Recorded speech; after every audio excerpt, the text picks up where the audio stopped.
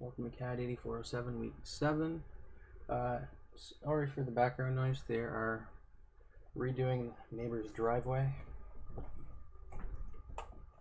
So today we're going to cover the printing aspect for your term project, how to install CTB files, and how we can take something from model space that we've been drawing here and stick it into a layout. So layout 1 or layout 2 kind of thing. And we're going to discuss the scale factor and how we can set up an ideal layout so you can make sure that the layout you have is the correct size for your drawing, and you don't have to adjust any texture dimensions because the layout is in the right spot. Just to point out, I would like to mention that the video last week had an error in the elevation for the window here. That's now been corrected to 8 feet to the top of window and 1'3" to the soffit. So that's been corrected.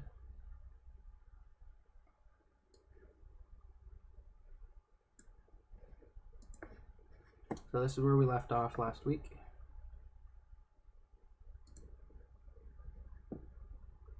So right now we have a layout 1 and a layout 2, and they look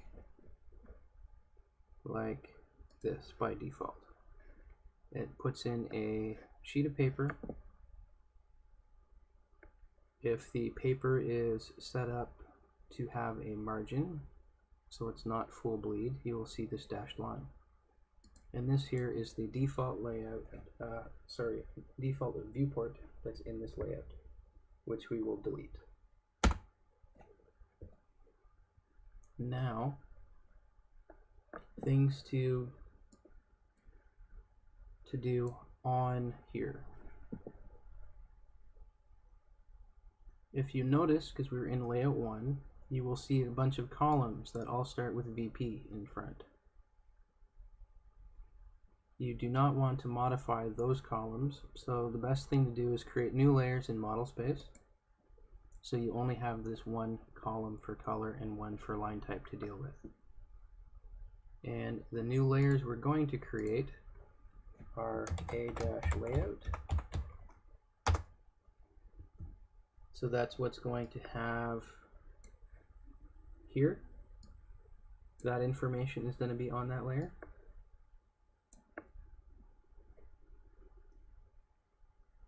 We're going to create a layout border, and that will be red. So the next one.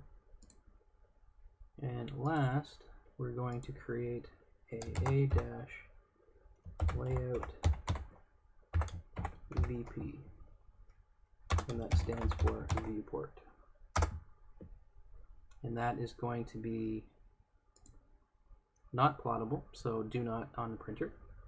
And we're going to change the color to number 40. So you have this kind of pumpkin-y orange color. Now, because this is a color with a number, if it was printable, means that do not symbol wasn't there, you would see that orange color in the drawing. And since we're printing to PDF, you will see it as color, not as a fuzzy gray line. So keep that in mind. Always test print something before you give it to me. So anything that says a layout in front is solely going to be for the layouts themselves. So if any of these are in model space, you've done something wrong. So let's go to layout now. I'll just push this off to the side and bring in another drawing.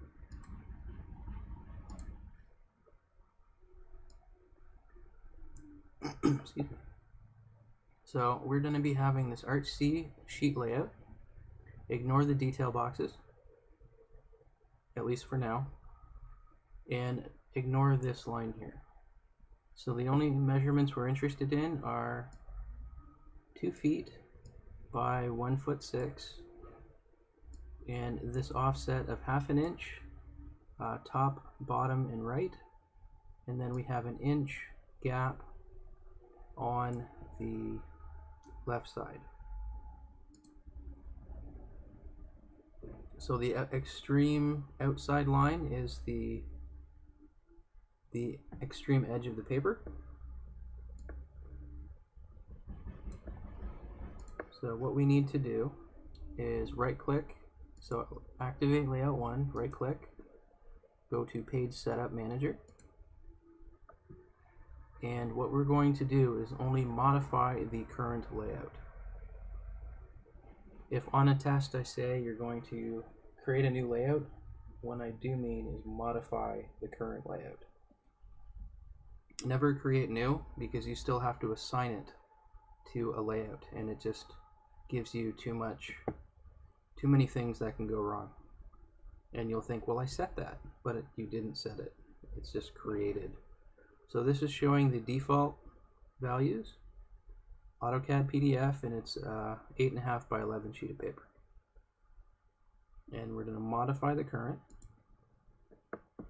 And in my case, I can set the plot style because I already have it installed.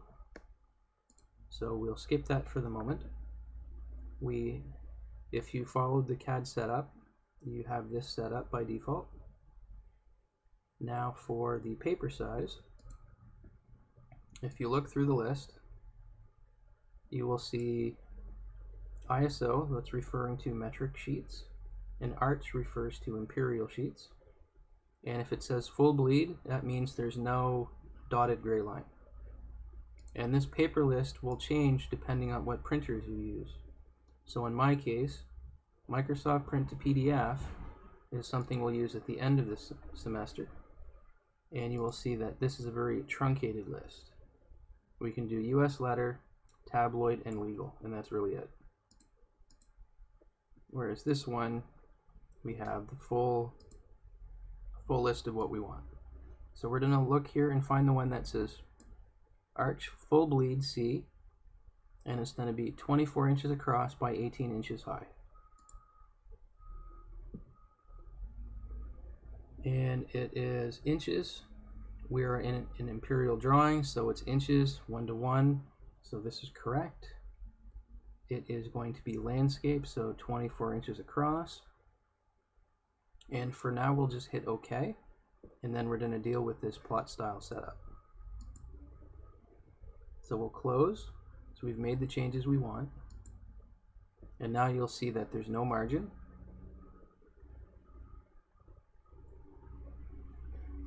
Now to fix the CTB files, the color tables, we're going to do the AutoCAD A and go to Print and scroll down till you find Manage Plot Styles and click on it.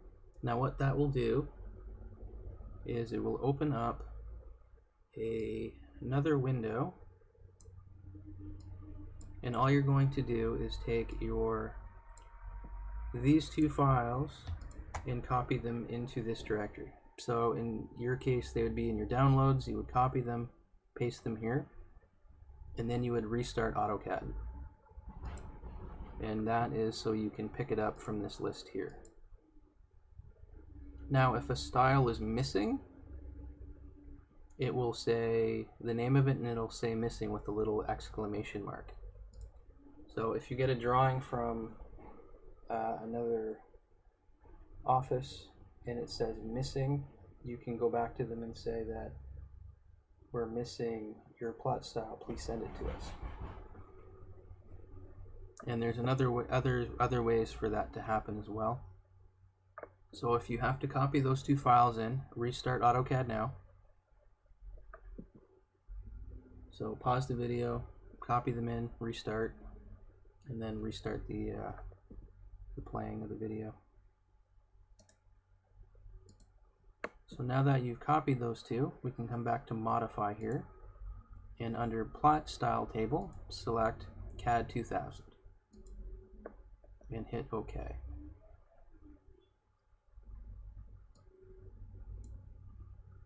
And close. We could have also just set it here in the property panel. Mouse to the same thing. So let's make a layout border current, and we're going to draw a box that is 2 feet by 18 inches high. So our first point will be 0, 0. And we're using relative position, so at 2 feet, comma, 18 inches. Or I could have put 1 foot, 6 inches. So now I have that going from edge to edge of the paper, and we're going to offset this 1/2 inch.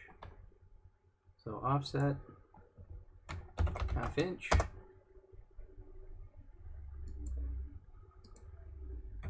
And I could have simply taken the outside line and dragged it in 1/2 inch per side. But if I have 3 values out of the 4 that are the same, I just have to make up the difference on this side. And in this case, it's only 1/2 inch, because this, from outside inwards, we want 1 inch total. And if you measure it, showing me I have a full inch. Now this outside box, it will print. You will see it display on the PDF. So just delete it once you're done. You've confirmed that your spacing around is correct. So delete it.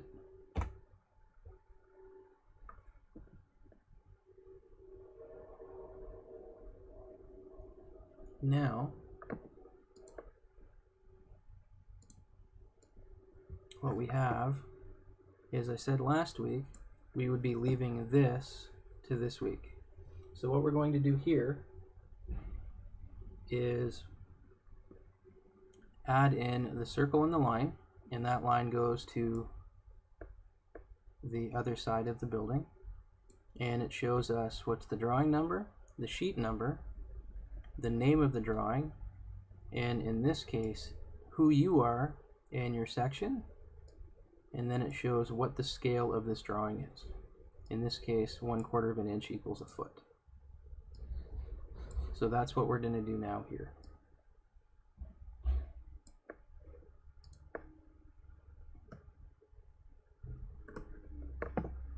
So we're going to switch layers to a layout. We're going to draw a circle, and the diameter is going to be 3/4, D, enter, 3/4 inch for diameter. Excuse me. Then we're going to draw a line from quadrant, perpendicular out, with ortho turned on. And we're just going to draw a small line for now. We can resize it later. We're going to select those, and we're going to override the color to be red. Then we're going to add in single line text, and we're going to change the justification here to be, look for MC, that's middle center, and specify the middle point is going to be the midpoint between the center of the circle and that quadrant. So shift right click, midpoint between 2 points, and our angle of rotation is 0, and then you can say 3 and hit escape.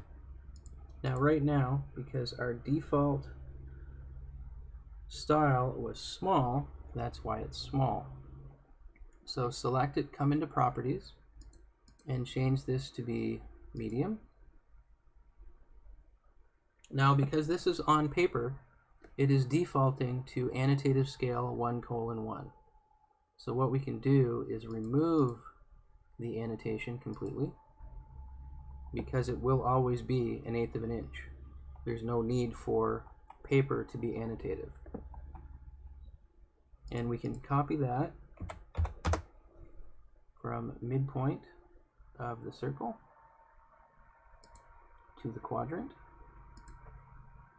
And then we can rename this to be our sheet name, which is A3.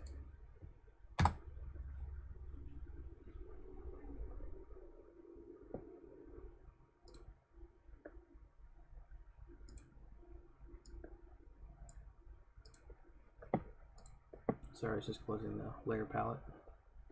Now I can add, so we want to say draw large text for the title.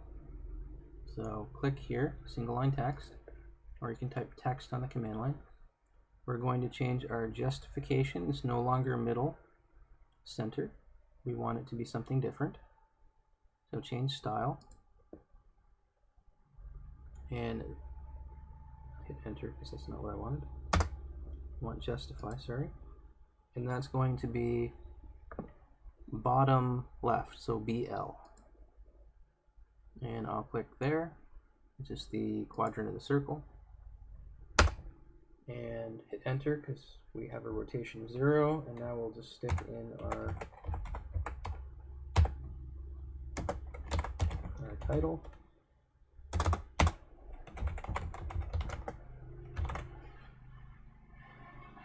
Click to select it. Now over here we have small text, single line again. Our justification is going to be bottom right, and that's where our point's going to be. Angle is 0 again, and this will be scale 1/4 inch equals 1. That. And because we're still in small, we're just going to type here and you're going to put in your name.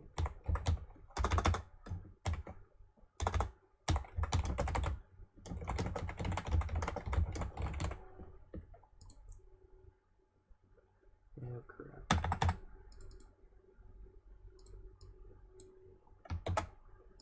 So let's correct that problem. So justify, this is going to be top left, and that's going to be here, 0, and click. Now this one here, as it goes to the top of the line, we're just going to drag this down, say 3/32 of an inch.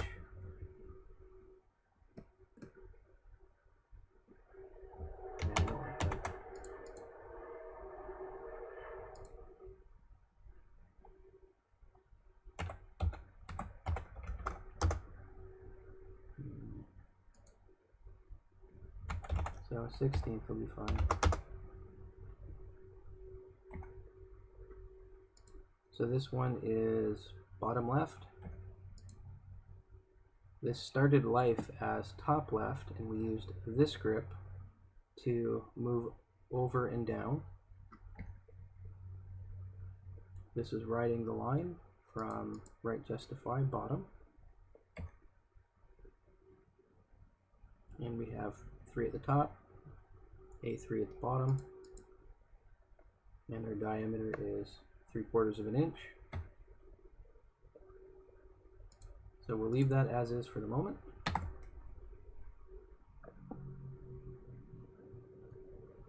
So so far we've created a few layers for our layouts. We've created a new layout, which is the size of an arch D sheet. and we have created, or at least installed, the CTB files.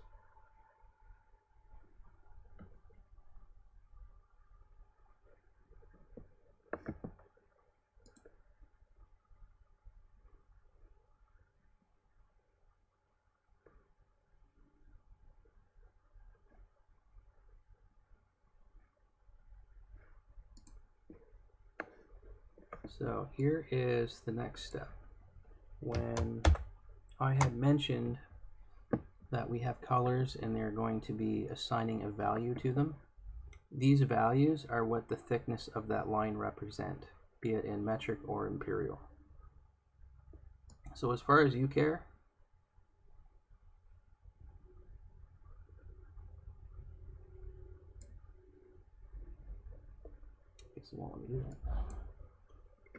so in imperial, that's the thicknesses of each one of these lines. Now what you're going to do is look at it from a metric standpoint, because that value is a lot more meaningful and you're still having the same differences between one versus another. So all you need to know is cyan is the heaviest, then it drops down to green. Red is your baseline state, where you're going to be either making it thicker by going to green, or thinner by going to white, then yellow, then blue, then magenta. Now when it comes to printing, anything that has a color in a PDF, it will show up as color, as the color 150 and 211 show. These will come in as color on a PDF, but when they're printed to paper, they will look as a fuzzy gray.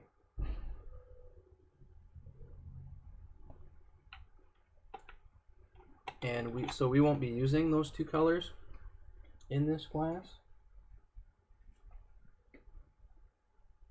So we'll just be sticking with those index colors 1 through 7, which are these ones here.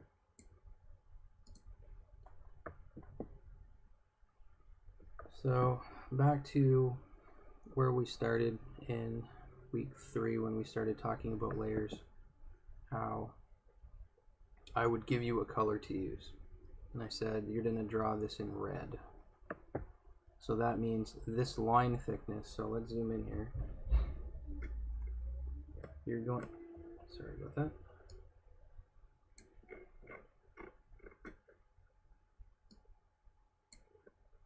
So this red line is going to be half the thickness of the cyan. And these lines represent, in an elevation, sorry about the noise, the elevation's distance or closest to you. So if something is closer, the line will be thicker. That's why the elevation outline is red, and why the hatch is magenta. Because one, it's not important. It is a visual cue of what that is representing. And the trim is showing, yes, there's trim here, but the outline, the shape of the elevation is what's important. That's why that is red. And in the case of the chimney is going to be magenta because it's further back. It's not right sticking up at the front corner of the building.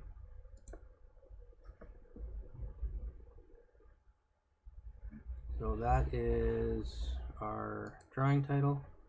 Now the reason why I drew it here, and you're getting a little freebie command out of us here, we can take this and push it when we have a viewport here into model space.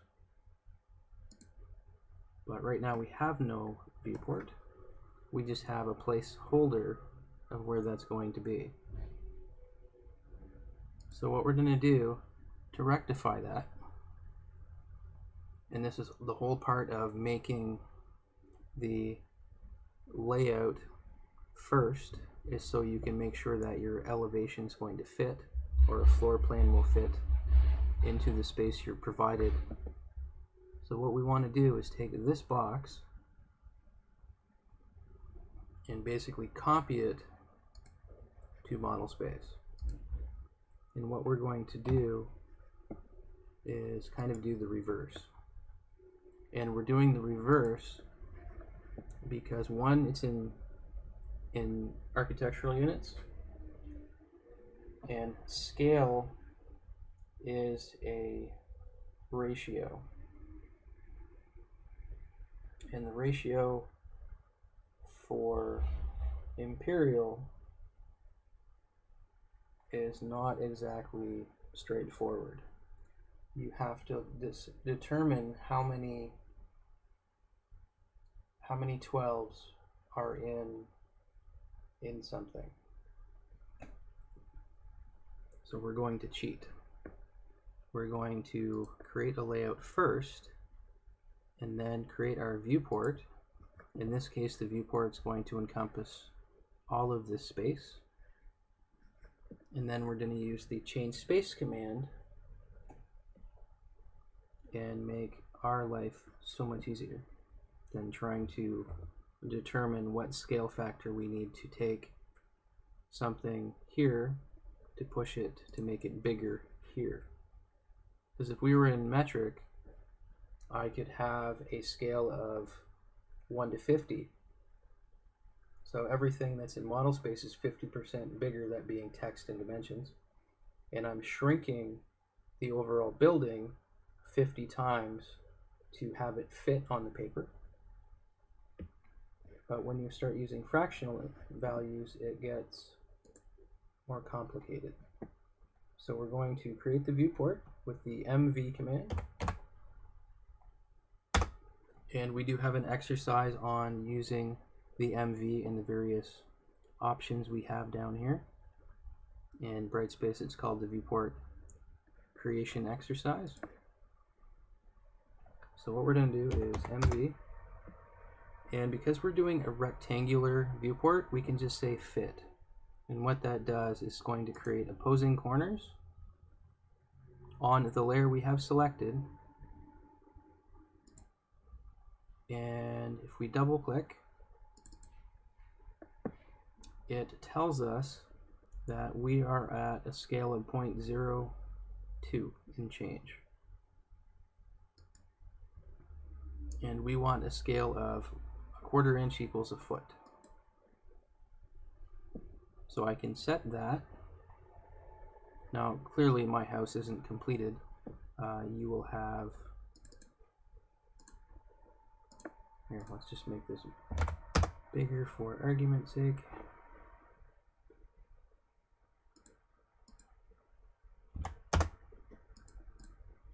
Now your grade line needs to go outside completely. So I double click to activate the viewport. So right now, I want to make sure that this line is somewhere on either side. So I have two options I can do. I can zoom in and get it within the drawing and then change to the scale I want. And then if I'm happy with the placement, I'm going to lock it. Now in my case, I still have to put in a foundation. So I need to make sure that this is not being hampered. And I hit lock. So what that'll do for me is when I pan, I'm panning the entire sheet versus if it's not locked, I'm moving model space because this says model. So lock it and set this back to paper. Or what you can do is just double click outside and it does the same action as hitting this button. So now what we can do is we can actually resize this so this is not there, but we're going to manipulate that in a second.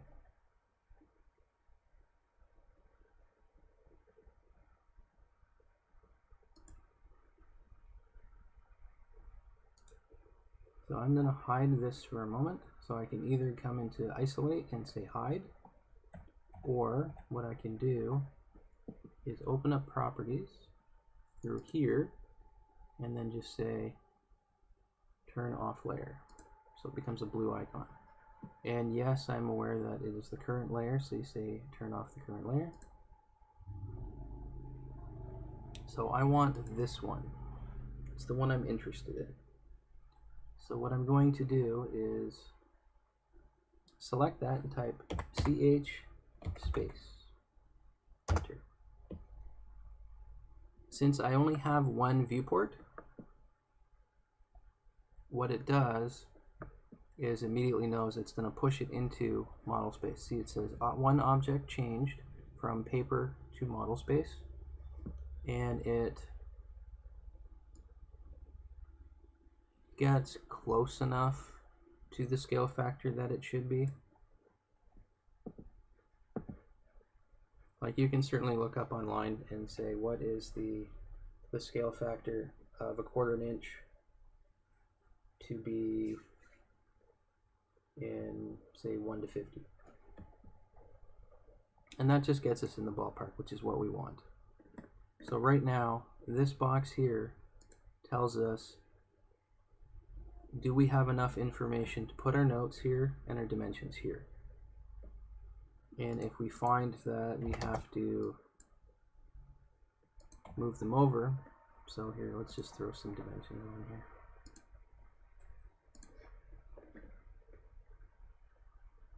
So from here to here,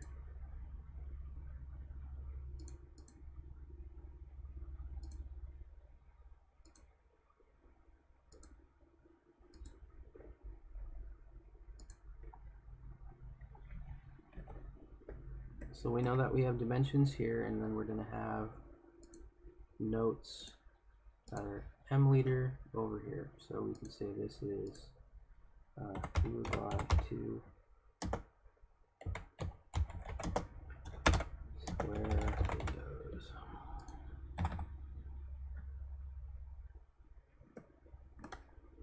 And let's come back in here and add that dimension for that overhang that I deleted. So we're going to space it out and say overhang, typical. Now I have to make sure that that fits. So if all of my liters give me enough space here, all of my dimensions give me enough space here, that means whatever I put here, you'll notice because I moved this red box, now my viewport is, so think of it as a picture frame, and you are trying to determine where to put that frame, and this is what's going on here. So I need to, so currently I'm in model space, and let's turn back on that layer so we can see that is active. We're in model, so we need to unlock it, and we need to scroll out. Now this frame is what's important, this red frame here. And we want everything that's in that frame to be captured. If we just keep doing this, we're never going to get the scale we want. This corner is never going to line up with that. So what we can do when we're in model space, it says model, we can do zoom, enter, and say O for object. And then click on that box, and then hit enter. Now if you'll see, there's a red line on the inside of the orange line. Without panning, without zooming, come over to here and change that value to the one you want, which is 1/4 inch. And then immediately lock it. And then you can hit model, back to paper. So what this is saying is that this line is directly above that line. So whatever changes you make inside this box will be completely reflected here. There is no need for you to keep massaging these when you know that they fit because this red box fits.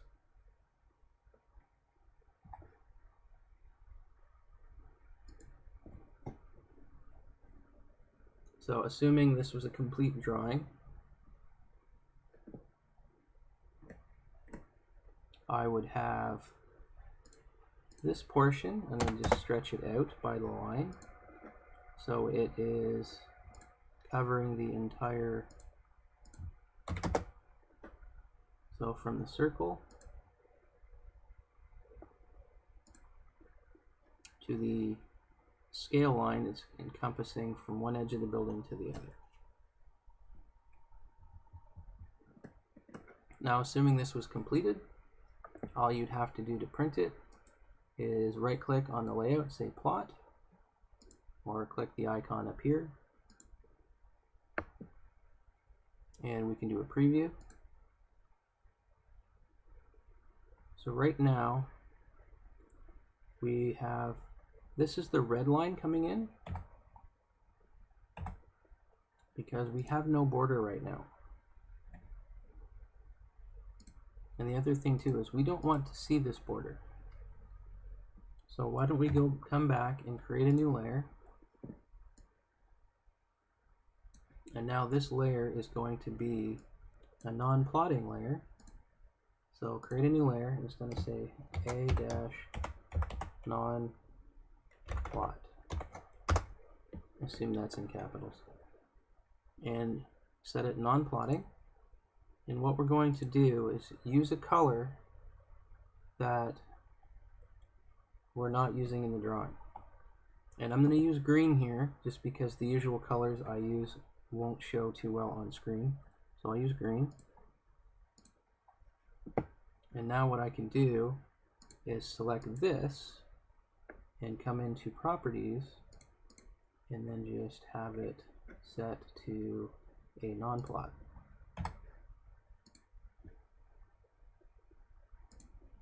Now if I come back in here and do a preview, I'll only see the house, and I have no border because I pushed it into the other, into model space. So what all I need to do now is select border and then draw another rectangle that's encompassing the original size, which is our viewport. And then print it, preview, and that's exactly what we should be seeing, providing this was complete. And then you can just come in here and hit the print icon, and you give it a name, and what it will do is it will save it based on the drawing name with this layout name. So you can right click when this is active and say rename. So you can say house, ignore the cap locks, 1, and it will create drawing 1, house elevation 1.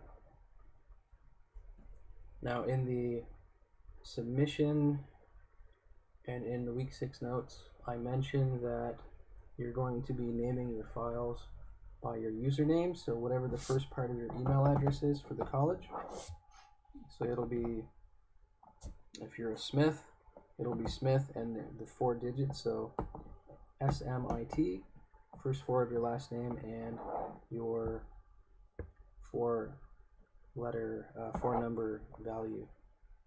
And if you have a name with less numbers, less letters, you end up getting more zeros. So that's all.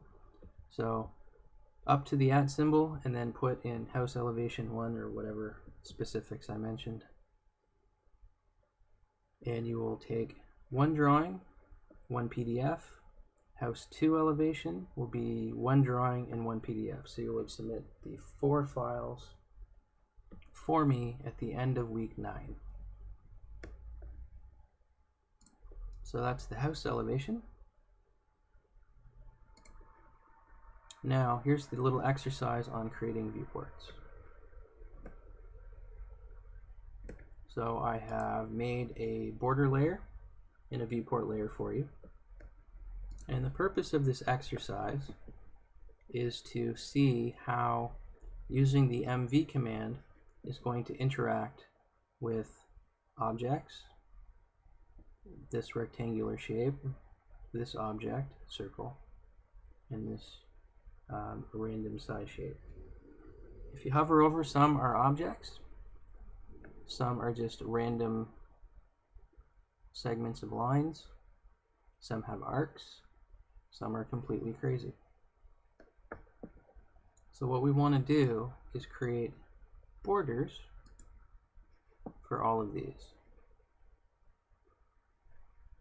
Now ideally, the easiest way to do that, select everything and change from detail box to border. And then we switch to viewport. Nothing selected, so that was an okay move. Now we type MV and we look at what our options are.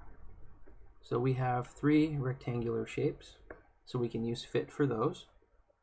We have an object, and an object, so those would be object. And the remaining ones, this one, and that one, can be polygon. So fit, we'll just pick opposing corners. And they will snap to the shape in question, providing you should click on the thing in question. Opposing corners again. Now if we run MV and we say object, we click the circle. Now here you will see that you have a viewport and a circle. However, if we move the viewport out, it's moving both. So object is the object way is very special. So if you're going to draw a border, you're going to use the border first and then use that border as a viewport. And I'll show you how this interacts with printing in a moment. So next one, let's do the polygon. Pretty straightforward, just snap at the vertices. And the last one, we do C for close.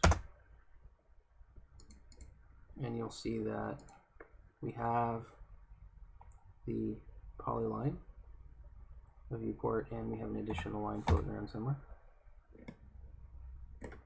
Here, it's arcs. So the best way to do this one is the same as way we did there. So back to polygon. And all we're going to do is, we're not going to even pay attention to this arc. We're going to jump to immediately where it stops. And do the same thing here.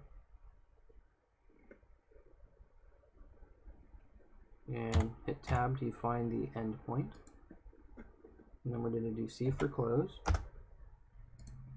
Now, just like polyline, we have these grips and we can convert those segments to arcs.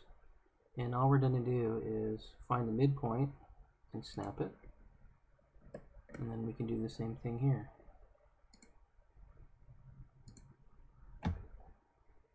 This one would be the same case as the circle.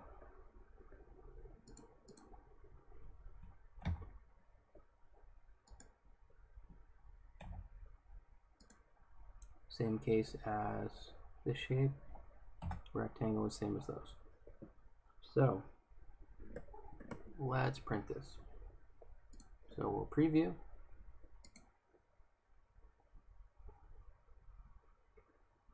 So this is showing the line of the red border.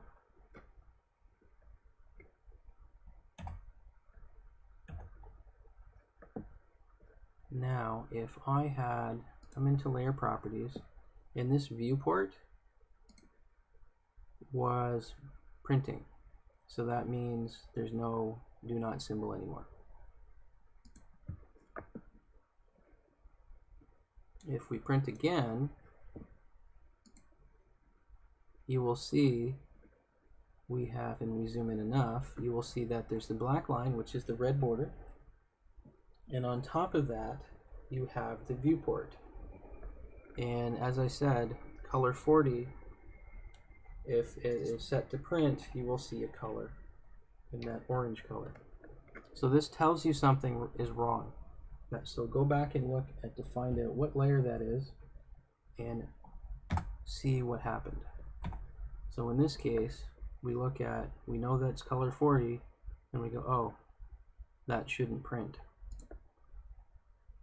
So now we run it again, we get the results we're expecting.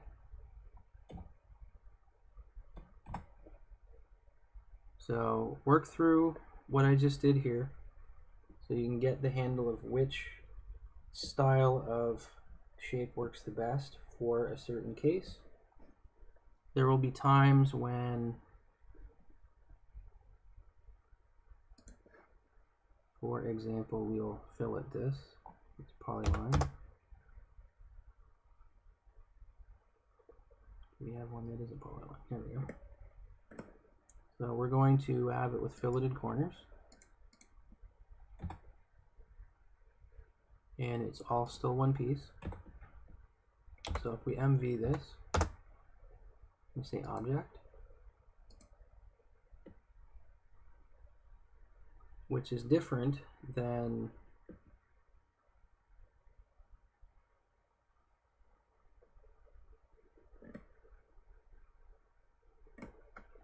here. Let's do this case instead.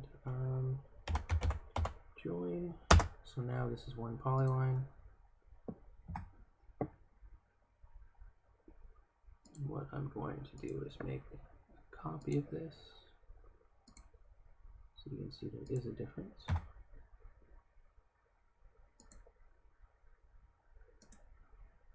I'm going to push that to the back so I can get access to the red line. So the red line is what's going to be the viewport. And this red box is going to have that same fillet of 10.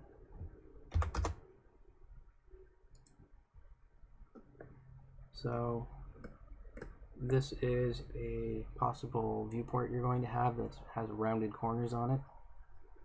But if you take a viewport and you just come along and say MV and then you say fit, you have two options.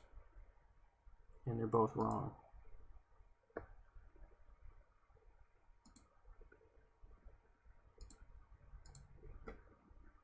So this means here, anything I can literally have in here.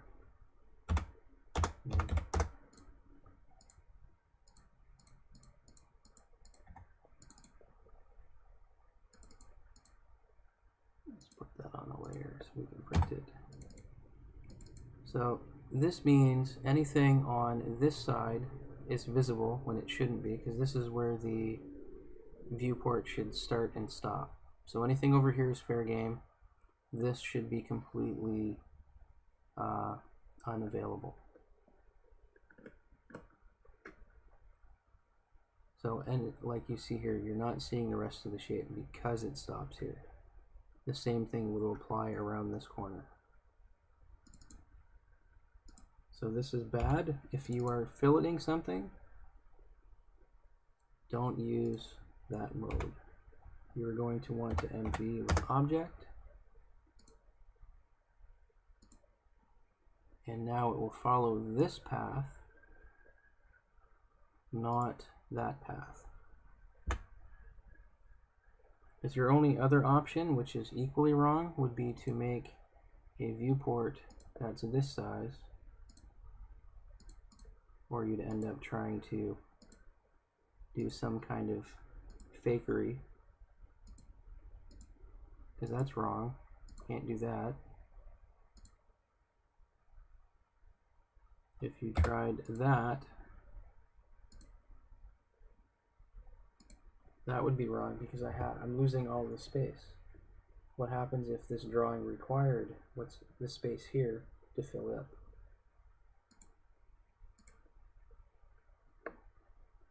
And here,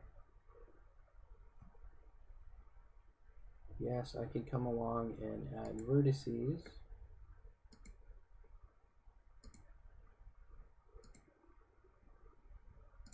and then do all of this, but that's too much work. You've already wasted enough time. So object, click it once and you're good to go. So that's all I want to see with this exercise. Just apply a border, create the viewport for the correct shape, be it fit for rectangle, a polygon for any odd shapes, and object for objects.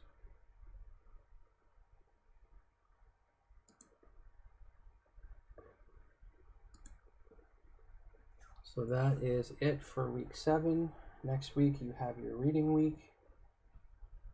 And the following week is week 9, which is you have house elevation 1 and house elevation due at the end of class. If it is late, it is 0. So make sure you hand it in prior to the end of class. Email submissions will not be accepted. So do it ahead of time. If there is a question you want to raise, email it through Brightspace and we can have a discussion on it in week 9 during your work period. So enjoy your break. See you when you get back.